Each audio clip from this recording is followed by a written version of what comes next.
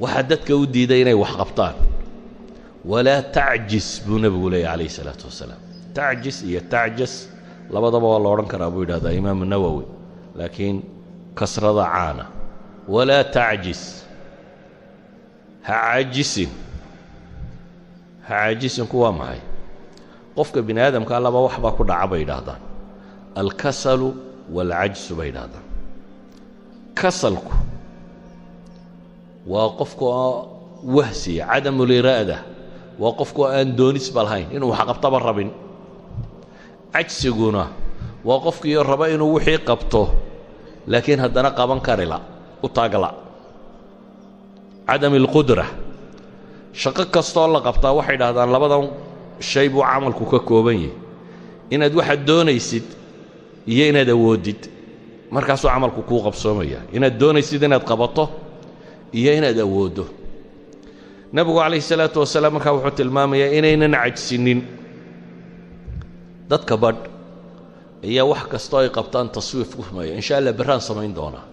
war maanta aad qaban karaysaa maxaa berri camal kale u dhigo maya berraan samayn doonaa wax kasta berru u dhigaya ama maahe brograamyo iyo barnaamij buu degaya markaasuu leeyahay insha allahu saasaa yeelaya. sanadka dambe qur-aankaan xifdinaya sanadka dambe waxaan rabaa jaamacadda ee balas inaan kaga baxo insha allah waxaan rabaa wakhtiga soo socda tijaaradaasi inaan galo waxaan rabaa kutubtaa inaan dhigto waxaan rabaa cibaadadaa inaan sameeyo laakiin afku ka leeyahay waa barnaamij afka ah camal ma gaadhayo isuma bedelayo maxay wax camal isuma bedelayo. in wax la bilaangareeyaa ma xuma laakiin waxaad bilaangareynaysaa waa inuu yahay waxaad awoodoo qaban karaysa marka koowaad shay fii maqduurik waa inuu yahay waa inaad qof riyoonaya noqon. dadka badh baa day dreaming adoo soo jeeda inaad riyooto maaha waxaanad samayn karayn haddaad iskaga wadwado waa riyo kale un. dadkii hurdaa riyooda dadka soo jeedana qaar baa riyooda oo mar haddaad waxaanad qaban karayn aad ka fekerayso waad riyoonaysaa. waxaad balaangaraysay waxaad qaban karto waa inuu noqdaa. marka labaadna waa inaad fulisaa.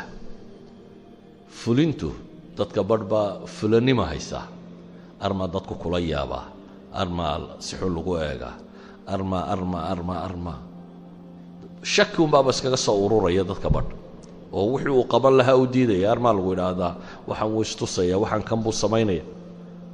laakiin nebigu wuxuu ina leeyahay ixris calaa maa yanfacak wastacin biاllaah walaa tacjis. marnaba ha caajisin. bale nebigu calayhi salaatu wasalaam saxaabigii u shaqayn jiray anas ibnu maalik ahaa ayaa wuxuu leeyahay anuu nebiga u shaqaynaya wuxuun baan maqlaa isagoo ku celcelinayoo leh allahuma innii acuudu bika min alhami waalxasan waalcajsi waalkasal waalbukhli waaljubn wadalaci اddayni waghalabati الrijaal. isagoo ku celcelinayoo leh ilaahu waxaan kaa magan galay warwarka iyo walbahaarka iyo tiiraanyada iyo murugada. hamigu waa waxa soo socda uu qofku ka warwaro mustaqbalka oo la madoobaada oo dabeetana qofku warwaro. xusniguna waa wixii ka tegay qofka oo tiiraanyo iyo murugo ku reeba. idan waa laba warwar ama laba walbahaar laakiin waxay ku salaysan yihiin midna waa wixii tegey midna waa waxa soo socda. nebigu calayhi salaatu wasalaam labadaba ilaahay buu ka magan galay.